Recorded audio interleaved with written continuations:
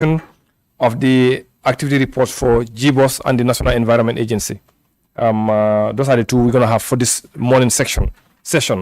And then we have the AOB.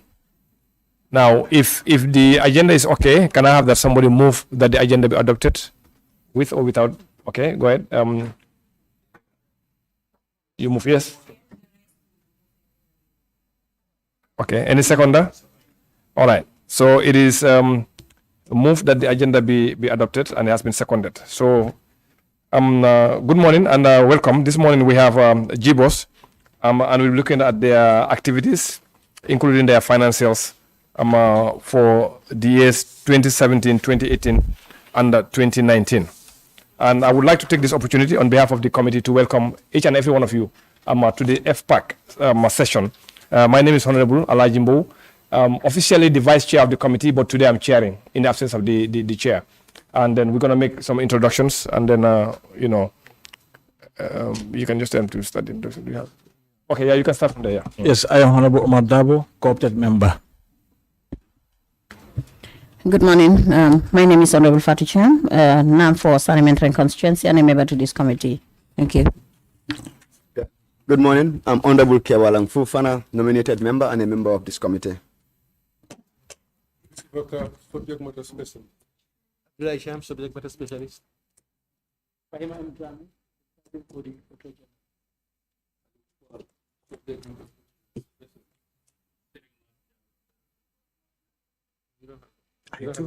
I do. This one, how much fun was that? That's the activity report. That's the activity report. Summary. Yeah.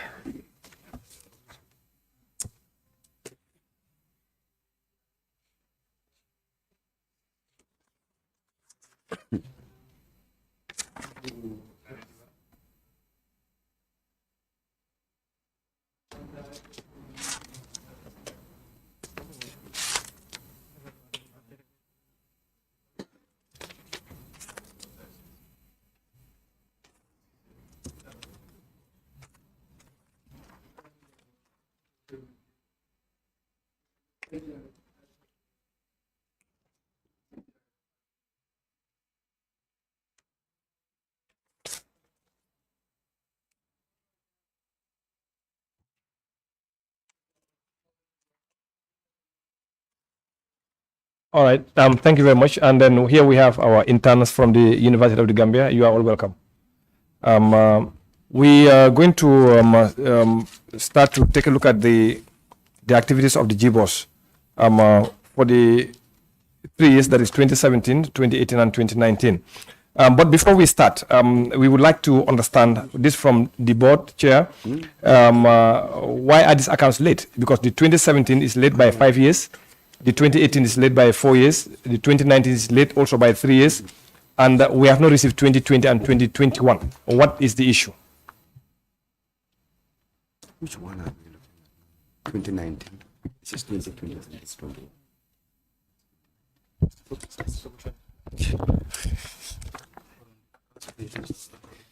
It's 17, Yeah. 2018, 2019.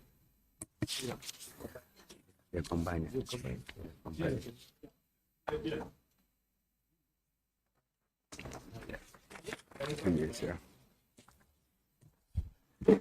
Thank you very much, Honorable Chair.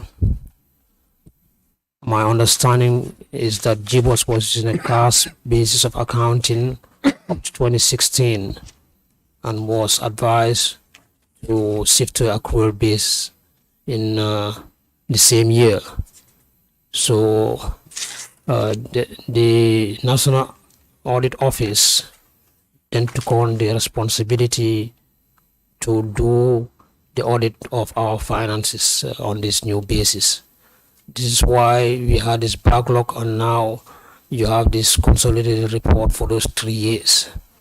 Normally when we prepare our activity reports, we cannot submit them independent of the financials. So even if our activity reports are completed and we don't have the financial, we cannot submit, as happened this year when we submitted the 2019 and were told to hold on until we have the financial finished. This is the reason why we have this backlog of submissions. Yes, thank you. I'm not sure if the change in your accounting method would actually warrant that delay for 5 or 6 years. Right now, as you speak, have you submitted? Are you ready with your account for 2020 and 2021? Are the accounts ready? No, the account is not yet ready, but we are on the finalization of the accounts and to be submitted to the National Audit Office for audit. Yes, this is exactly what I'm saying. So the accounts, even for 2020 and 2021, they are not ready. And this is a breach of the 1997 Constitution, Section 175. And we're going to have to give a timeline after we're going to discuss with the members. We're going to have to give a timeline on which you have to submit 2020 and 2021. Because Parliament cannot be sitting and waiting for institutions to behave any way they want as far as public money is concerned. You have been given a timeline on which you're supposed to prepare accounts and submit to the National Audit Office, and those timelines must be adhered to. So going forward, before you leave today, we're going to give you a timeline on which 2020 and 2021 should be submitted to the National Assembly as the quickest possible time. So we'll give you a timeline. So, and then going forward, we don't expect any institution to be late. I think we had this discussion. I'm not sure if the Statistician General was around when we called meeting of all the institutions. That was around June, July of this year, where we are very clear that going forward, we're not going to allow any institution to delay our work. Delaying our work is a contempt of the National Assembly. And this Parliament is not ready to take that anymore. Do your work and then submit, and then we do our work. So because if you don't, you're going to delay us and delay everybody else. You know. So let's ensure that we abide by the dictates of the Constitution and the Public Finance Act of 2014. Thank you very much. Yes, members, if you have questions going forward, we can check. They've also submitted their activity report. If you don't have it, it's labeled the Gambia Bureau of Statistics Summarized Activity Reports 2017, 18, and 19. Yeah. Okay, yeah, exactly, yeah. All right.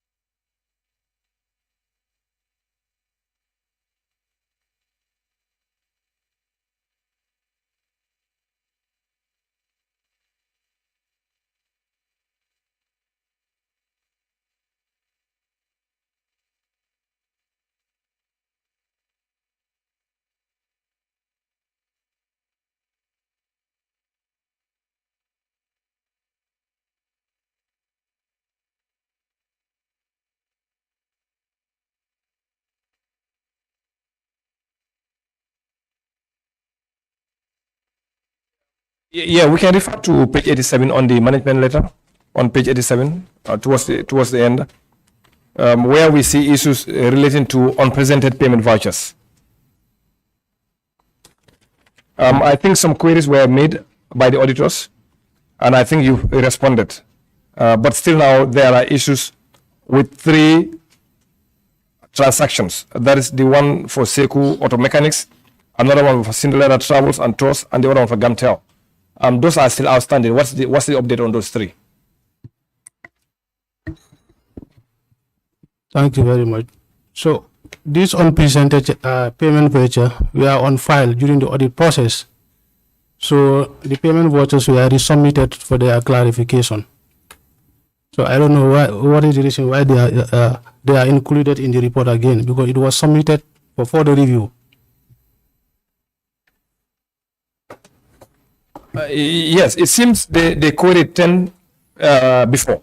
Yes. And then you responded by giving them the file that has the payment vouchers. Yes. And they came back and still say the 3 are still not resolved. No, all the payment vouchers were submitted for review to my notice. Who submitted? Was it you or who did the submission? I did the submission. Yes, the auditors. Can you help us here so that we can get to the bottom of this here?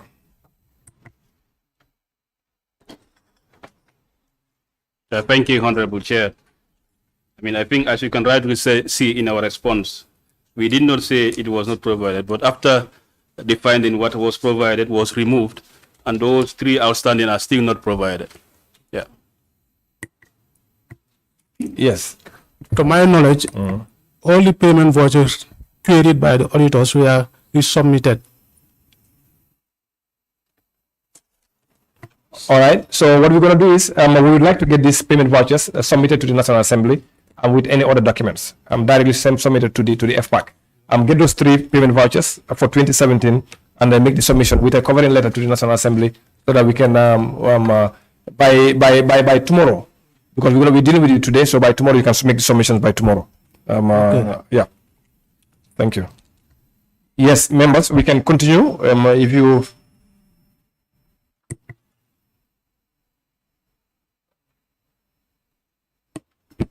Sorry, Honorable Chair, are we still on that one or do we proceed? It seems they said they submitted, but the auditors are saying that what they submitted was not all. So there are still 3 outstanding. So now he said he submitted. So now the resolution is for them to submit those missing things to the Parliament by tomorrow. That's in order. Yeah. So and then we can move to the next one. Yeah. I think the next one will be a related question, because if you go to page 89, it's almost related to page 87. Okay. The auditors are saying that the payment vouchers were not numbered. Yes. And I think this can be one of the attributing factors why you have missing payment vouchers in your file. Yes. Because the moment you don't number your payment vouchers, you wouldn't be able to keep track of them. Yes. So the question would be, why was that the case? Okay, basically, based on our manual response, like GBOS stopped using the manual payment voucher numbering system as used in a vote charge book. Initially, we were using the vote charge book as our cash book, but we introduced an accounting system called QuickBook, and we use the check numbers as our reference number. Yeah, that would be a reference number, but even if at all you are using QuickBooks, that should not stop you from having your payment vouchers. Our payment vouchers are numbered. Okay. Can I proceed? In the QuickBooks, do you have the opportunity of attaching all your supporting documents inside? No. No. So which means it is unavoidable that you must keep a reference of the transactions and the history of all the evidences as supportive documents. So using QuickBooks is not a deterrent. It should come to improve the system. Yes. So the question would still come back. Why was it that the payment vouchers were not numbered? Our payment vouchers are numbered using the checkbook number. Because if you look at our checks numbers, our checkbook, it have a reference number. So every payment vouchers, there is a check attached, and the check has a number. So you use that basis as our check, our voucher, payment voucher number. Let's try to know the system. How many bank accounts do you maintain? Like for our GBOS operational accounts, we only have 1 bank account. That's the GBOS main account, and other accounts are for surveys and other projects. How do you maintain your payment vouchers? Do you maintain them on bank basis, or do you just have a running file for all of it? Like it depends on the type of payment. Like for our operational account, that's our main account, we have a separate file for it. So all our payment vouchers that relate to operational of GBOS are maintained in one file. Other projects also, they are maintained differently. So any payment voucher that is raised by the bureau, there is a check attached, and that check number is regarded as a number for that particular voucher. What I'm trying to get at here is to know the sequence of numbering. Do you maintain them based on the banks you are having, or do you maintain one running file? No, we maintain it based on the banks we are having. Based on the banks you are having? Yes. So, which means if you raise a check with GTB, yes, a voucher will be generated and then it will be filed in the GTB. No, you don't have a commercial bank account. You do everything with the central bank. Yes. Altogether. So now it depends on the nature or the classification of the account. Yes. So in that cases, that's very, very simple. Why was it that the vouchers were not numbered? No, what I'm saying, the vouchers are numbered using the checkbooks. For example, yeah, we have different accounts. Like you have the main operational accounts, we have other service accounts. So our main operational accounts is what these people audit. You understand? So any transaction, any payment voucher we raise, we attach a check number to it. Like we have separate checkbooks for each account. You understand? So any payment we raise under the main GBOS operational accounts, there is a check attached to it. That check is our numbering, and we and also we file our distribution date also.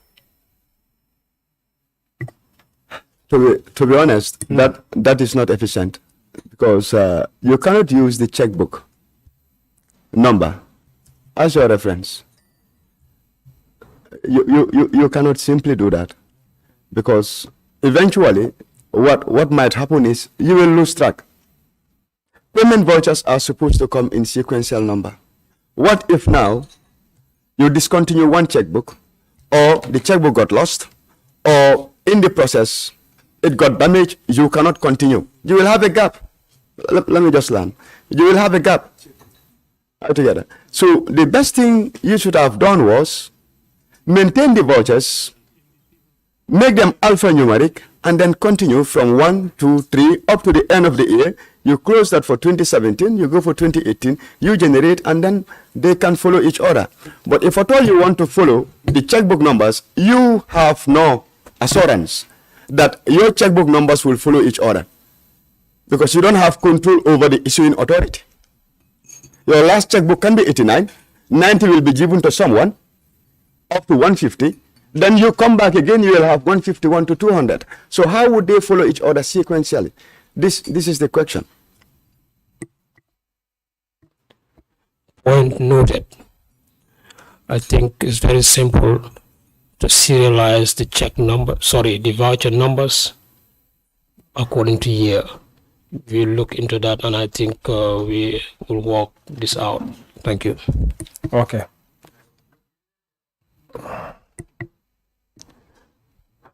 I said the point is well noted. You know, your argument that the voucher numbers should be sequential is well noted. And if this is done by year according to individual years, it will solve the problem. Thank you. Will justify. They have a point. That is not right. Our aim is not to argue. We are just there to improve on the system. Just a last question to that. So now suppose you made an RTGS payment. Yes. How do you really number that? So the RTGS payment has a reference number. Every RTGS payment has a reference number. So you use the reference numbers as our payment voucher. So,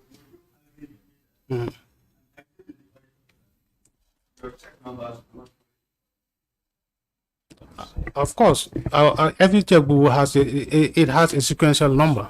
so now let's assume you are following the sequence of your checkbooks. Yes. And intermittently, Yes. there was a transaction using RTGS. Yes. What would that do to the sequence? No, because the RTGS, any payment more than $100,000, we use the RTGS payment modality. No, that's not the question. The question is, yes. let's assume now Yes. your checkbook numbers are following each other sequentially, Yes. and you do the filing in your payment vouchers like that. Yes. Intermittently, Yes. in the middle of the month, Yes. you have an RTGS followed by a check number. Yes. What would that do to the flow of your sequence? So that RTGS will it depends on the dates of the transaction, because our filing also is based on the dates. When we raise a payment, let's say today, the next payment will be tomorrow. So the RTGS will follow the last check number we raise. Let me help you. The date is not part of your numbering. Yes. It's not part of it. Let's just answer the question. Yes. What would that RTGS do to the flow of your sequence? Will it allow the normal flow, or will it break it? It will allow the normal flow. It will? Allow the normal flow. Honestly, you're an accountant. Yes. Sorry. Let's get this straight. You're an accountant. Yes. And this is not you or me. This is about the books of the government. Yes. We are not on fault finding. We are there to enhance and improve on the process. Yes. You very well know Yes. that the system you have in house Yes. does not enable the proper maintenance of payment vouchers. The auditors came, they highlighted it. There was a management response. Yes. The best you can do is to resort back to best practice. Yes. Because what is happening now, currently, is the one giving room to the missing of payment vouchers, which they have also highlighted. If you were following a proper sequence, if one voucher is missing, you will notice it. Okay. Whether filed or not. But if at all you don't have a proper sequence, even if vouchers are missing, you would never know it. Because the numbering, there's a fault in it. So the best you can do is to improve on the system. Because we'll be waiting and we'll look at it in the prior period or the reports. If it comes back again, we'll pick it up. And when we pick it up at that level, it will be something different. Yes. Okay. Okay. Now, I think we can move, Chairman. Now that you've actually seen where the issue actually is and the importance of actually having to have those sequencing is very important for easy tracking. And in fact, if you look at the Public Finance Act, actually it tells you that you need to be doing the coding for every payment voucher. So that is a weakness in the what you have right now, and we are trying to see how best you can resolve that issue. Now that you know what to do, so we expect going forward those sequencing to be done on those payment vouchers as indicated by the auditors going forward.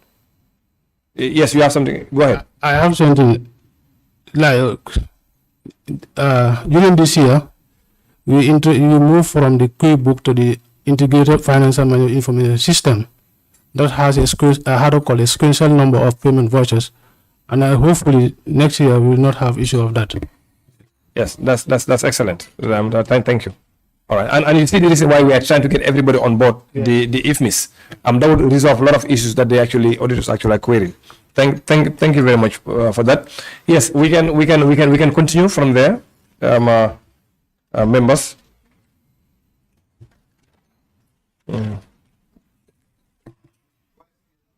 Yes, unless if you want to release it. I will just have two more questions and I will give it to you. Let's check at page 91.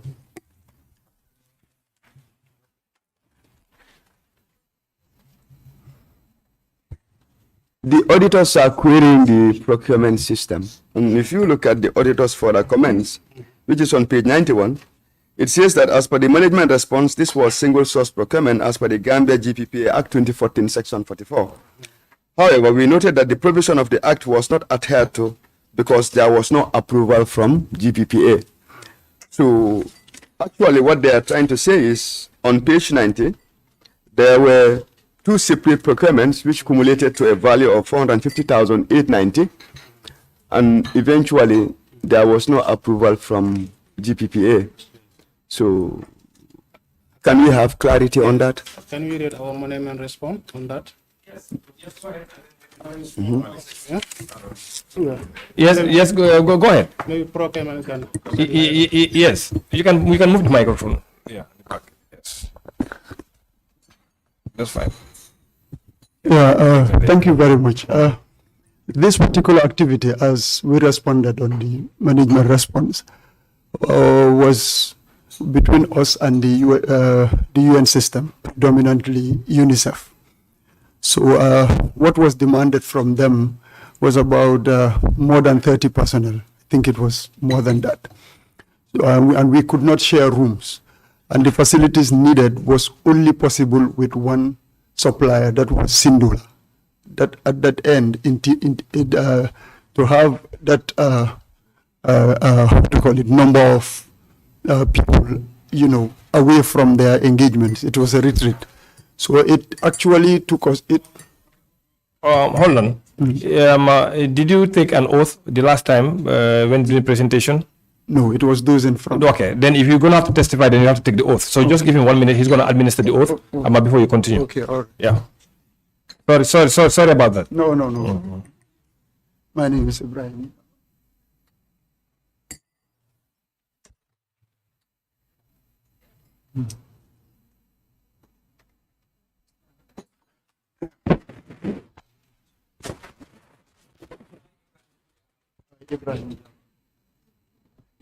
Do hereby affirm that Do hereby affirm that I will speak the truth, I would speak the truth, the whole truth, nothing but the truth. and nothing but the truth. So help me God. Thank you. Yes, you can continue. Yeah. Yeah, like I said, so it was an urgent one. The money came from UNICEF to transact this particular event.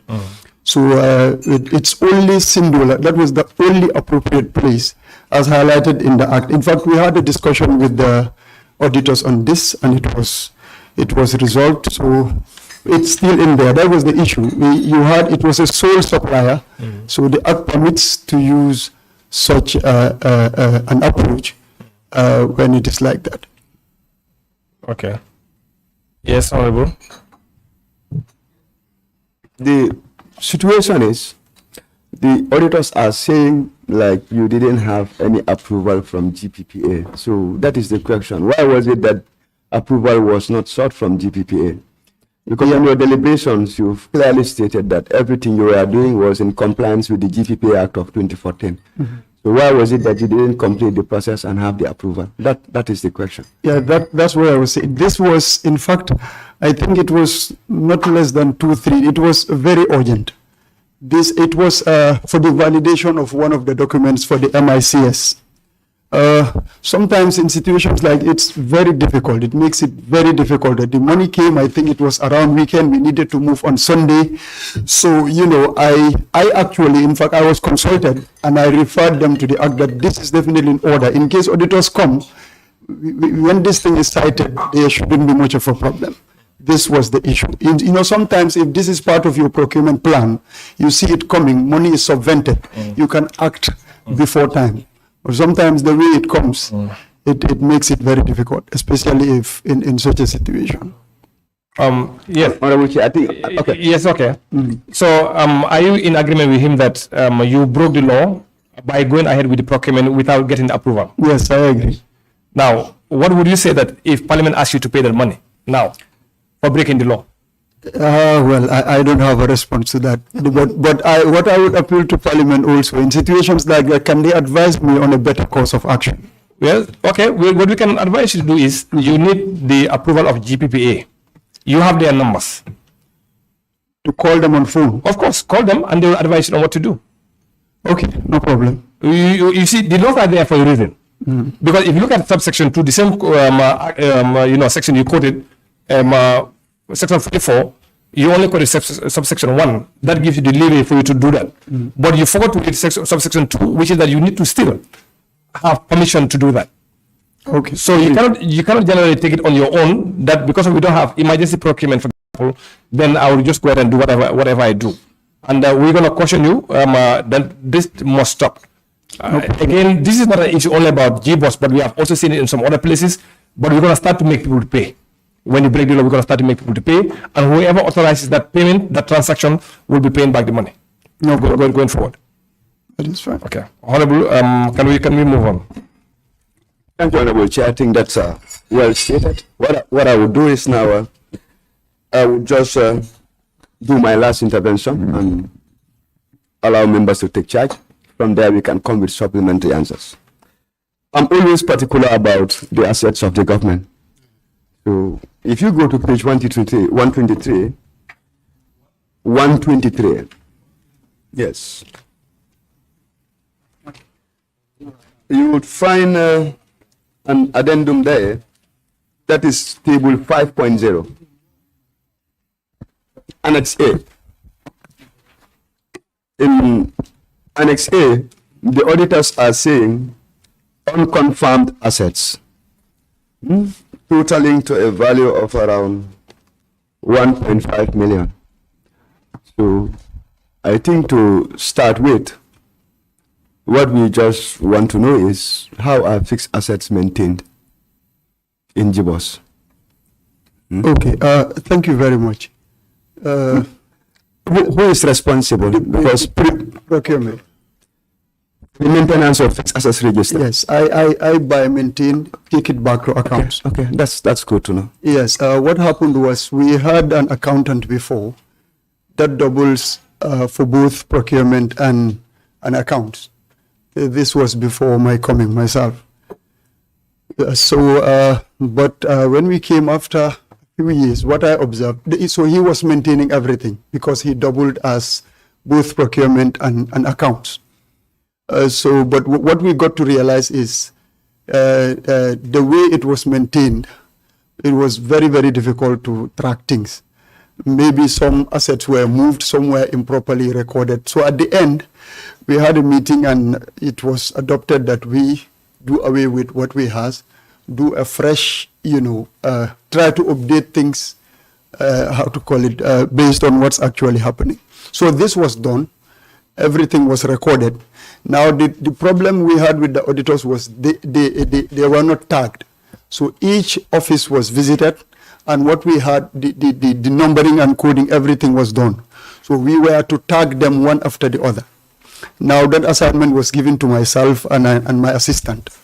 So in the interim, my assistant left. I was also busy with writing my thesis and all of it. So it was difficult. The tagging did not happen. So they themselves saw the assets, but to them they said the law was, if it's not tagged, it's not seen. So we had the discussion with them. In fact, we were invited to their offices, and when it was confirmed that the assets were there, the matter was resolved, but still it's surfacing. So the problem was about tagging them, which is actually done. Honorable Chair, I would like to spend some time. Okay. Now we'll look at the process. This time around, I would like to pose this question to the chairman. Do we still mean to say that in Jibos, the procurement unit is the one still responsible for the maintenance of the fixed assets register? Is that the current status there? If I may respond, sorry. Okay.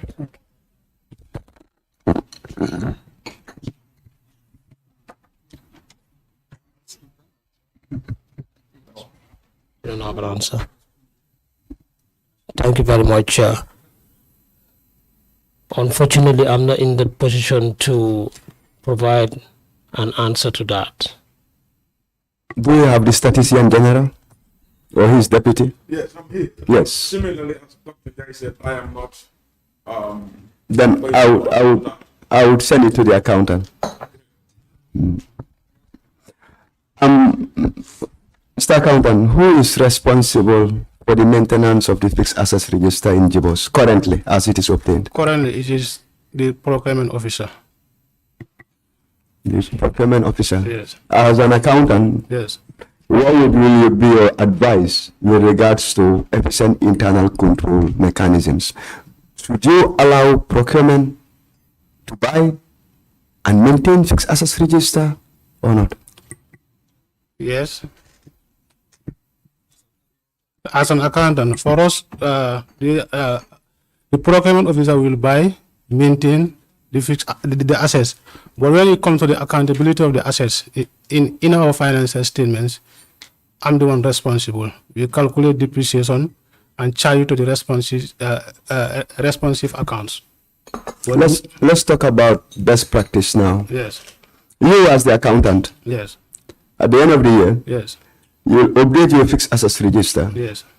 You do any additions. Yes. To the opening balance. Yes. You add them. Yes. Subtract any disposals. Yes. Run your annual depreciation. Yes. Add it to the accumulated. Come back with your net book value. Yes. Which means that the fixed assets register is very, very important. In our account. So I'll pose you the question again. Yeah. In accordance with best practice and efficient internal control mechanisms, is it normal for the procurement unit to control or be responsible or to be the custodian of the fixed assets register? It depends how you interpret it. Like in our case in Jibos, the procurement officer will procure the assets, have a fixed assets register, the tagging and everything. When it comes to the accountability, like the cost is passed to the, we identify the cost of each of the fixed assets, do our calculation, and charge it to the responsive accounts in our year financial statements. I know it's not a bad practice because we should be the custodians of the fixed assets. Maybe the auditor can help us here. No? Well, auditor, Can you come with your advice before we further the discussion? And what you realized during your audit process? I mean, honorable member, I think maybe Marek, what need to understand the question is about not what is the process at GBOS. You're asking him what is the best practice. And if you are to ask what is the best practice, of course, it's not the procurement officer who should be the custodian of the fixed asset, because he is the one who bought the assets. He cannot be the custodian of the fixed asset. As simple as that. Now, if you want me to still go back to the finding that we raised, what we are saying, we could not confirm. I mean, it's easy for us to see this is a laptop and a laptop, but if it is not referenced, we cannot confirm whether that is the actual asset. So it is important that the assets are referenced, and then we use that reference to confirm whatever laptop or whatever asset they are showing us, whether it's the actual asset or not. Yeah. Yes. You want to say something before you comment? Yeah. Because generally, if you don't tag assets, you will not surely differentiate between personal property and those that belongs to the entity. It's kind of commingling personal property to that of the entities, and it's not good practice. We've had series of that as part of audits of other institutions, where people say, no, this one is mine. But then if there is no tagging, then you won't know.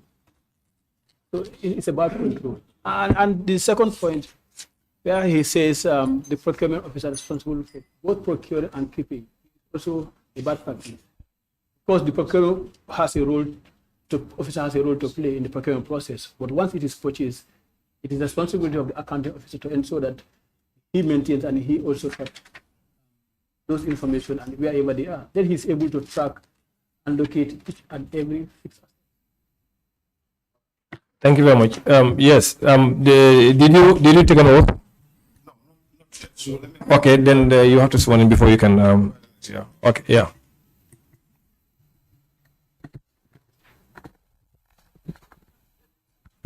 I, Lamin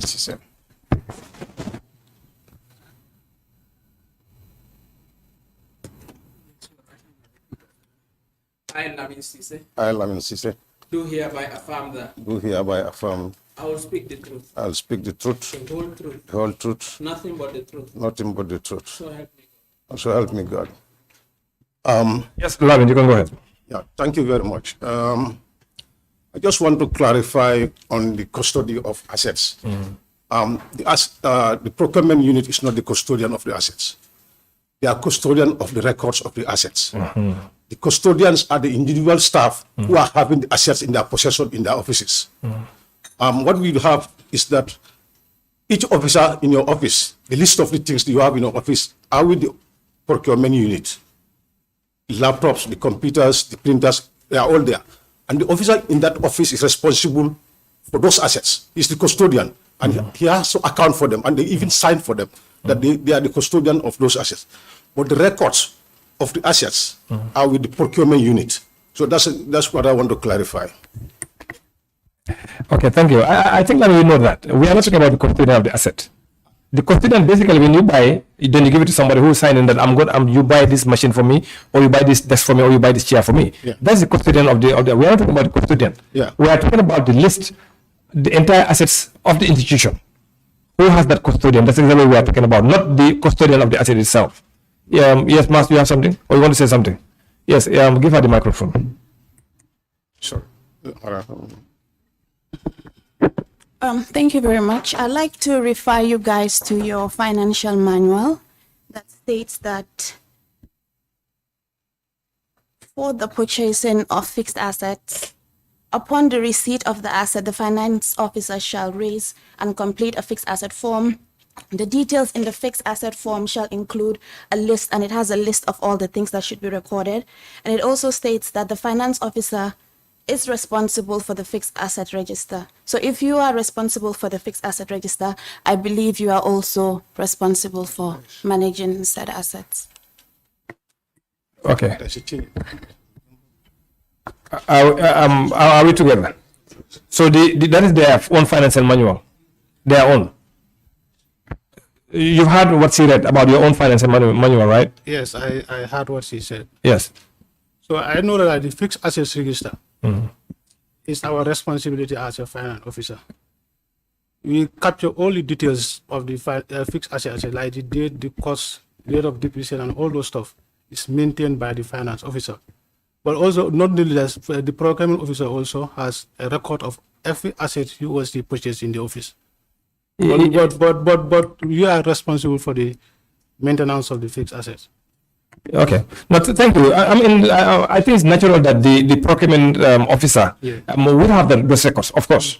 But the duty bearer here is you, according to your own finance manual, is the finance department or the accounts department that needs to have control of those things there. Because when you're doing at the end of the year, you are doing your, exactly, yeah. So that one, you don't go to the procurement to find out the amount. You should have that information. Yeah, you have that information exactly, in the system. Exactly, yeah. In the system, exactly, yeah. Yes. So okay. So now I think if you go by what the audit is actually saying, now this is your responsibility to maintain those. Okay. Now, what is the situation of the asset register right now? How do you keep those assets in register? How do you keep them? Is it manual? Is it automated? How do you keep them? Both. You mean you do both? Yes. Okay. So do you have a list, for example, and if I have the list of the assets, you'll be able to provide me with the list of the assets you have? Yes. Okay. So that's also number 2 request. Tomorrow when you are sending those missing vouchers also, you send along the asset register as well with that. Yes, you want to continue? Yeah, just... No, come. It's a different question, okay. Okay, to conclude on that part, I think we need to establish one thing, that currently the procurement unit is the one responsible for the maintenance of the fixed assets register. This is obvious because when the question was posed, the procurement officer took the floor and answered the questions. And the way he narrated it, exactly what he said was the function of the accountant. I think we should not dampen the reality that there is a weakness in the internal control. Why are we concerned about the fixed assets register? We all know that over 60 to 70% of the national budget always goes into procurement. And many of this procurement comes in, non-current asset natures. If you look at many of the government accounts that are presented to this August Assembly, there is no fixed assets register. The Office of the Auditor General on annual basis will be following them. It's like when they buy, they are done with it. And those fixed assets have value. They are benefiting the organization. At the end of the day, in fact, even if they are scrapped, they can be sold at their carrying value. And that can come as revenue to the government. But if there is no efficient control mechanism on it, then it becomes personal belonging. And who will lose? It is the state. So I think this one would go to the management. We would urge you to comply with the recommendations of the National Audit Office to make sure that you segregate the duties. Let the procurement officer be responsible for the procuring of the items. Once he does the procurement and does the delivery, fine.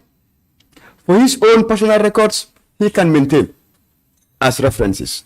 But the coding, the tracking, the tracing, and the maintenance of those fixed assets is wholly and solely the responsibility of the accountant. Because if not, at the end of the year, when you prepare your financial statements, are you really confident that the figures you are presenting represent the true and fair nature of your organization? No. So, Honorable Chair, what I would just like to recommend is, because still now, 1.5 billion is a significant value if you compare it to the total value of their non-current assets, which is around 3.9, which means we are talking about 40 to 45% of their total non-current assets. So I think it's significant. It's significant. So at our level, later we can see, and then how best do we engage them before the next audit. If need be, we do some verification, but let us follow up with the findings of the auditor to ensure that they are maintaining it properly and then they are tagged so that it will not come back again. Sure. Thank you. We're going to do that, and Thank we you. also make a request for them to send the asset register. Yes, Honorable. Good morning once again. When you go to page 118,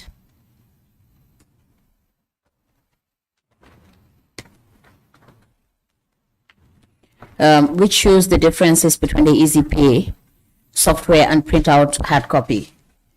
Already, there is a rule of 9.1 of GBOS financial regulation which states, okay, we can go through that individually.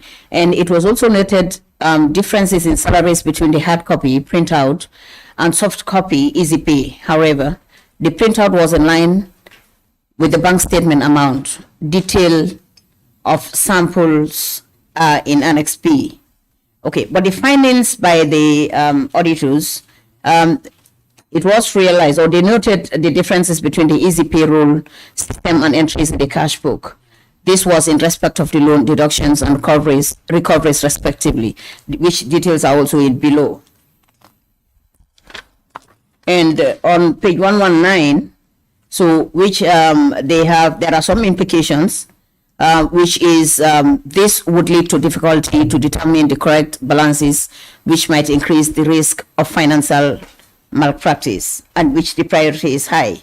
Yes, there is a recommendation. So what is the management doing with that, or the finance?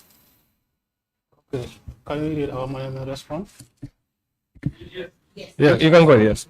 So the management was aware of the differences that exist between the EasyPay software and printout of salary. This is caused by the defects in the batteries of the server where the EasyPay is hosted. The same things apply to loan recoveries and payroll deductions. So the action we take was we informed the developer of the software, and an upgraded version has already been done. And this will be installed as soon as it is readily available, and it is done. Are you sure it is done? Yeah, it is done. What is the evidence? Huh? You mean it is done? Yeah, it is done, yes. Do you have an evidence for that? The evidence of the upgrading of the system. Yes, that it is done. Yes, yes. Maybe we can provide you with that. Does it appear in another management letter? No. Because 2019, 2020, 2021 is not yet audited. That's what I mean. Will it appear? No. Okay. Thank you very much, Honorable. Now, Malik, going back to the same question. You see, when you look at the response of management response, yes, what you are responding to actually is a hardware issue. But on the other hand, you are also saying it's a software issue. So this thing doesn't match. The CMOS battery you are referring to in the server, yes, it tracks the time. Yes. It's a timestamp in the server. Yes. That talks about the time. And that is hardware, purely hardware. This is independent of the software that is actually installed, that is the payroll software that is actually installed in the machine. So if there's a defect, the defect must be in the payroll system itself, not the server itself. So that's why the developer was alerted, and an upgraded version of the payroll has been done, and definitely this will not appear in our management letters come 2020, 2021. So how about the battery of the server you're talking about? Was the battery changed or what happened? Yeah, it was changed at that time. Okay. Now, this payroll software you have, yes, it seems, I read somewhere that it was installed in 2014, if I remember. It was done in 2014, is that right? Yeah, 2014, yeah. Yes. So what kind of test was done by GBOS to ascertain that is actually giving you what you're looking for in terms of the testing of all the parameters that you actually have? During the testing, before you actually commission it, did you do the testing that was required to ensure that everything is actually according to what you wanted? Yes, we do the testing. All our requirements were met at that time. Yeah, but in the 2017, yes, then there's an issue. There's an issue in 2018 also there was an issue. Yes. And 2019 also there was an issue. Unless I look at the management this thing.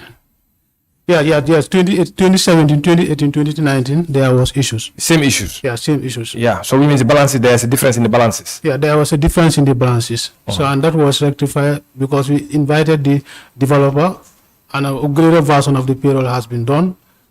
And to be honest, it is taken care of. Is now? Yes. Okay. Then perhaps maybe the testing that you did, probably the testing was insufficient, because normally once you have a software that's actually financial management software, there are a series of tests that you actually do called the UAT, that's the user acceptance testing. Then B, you have the SAT, that's the security acceptance testing. And all this testing, actually you put in data, you validate data, and then you print reports, and then you compare whether what you input and the output actually matches.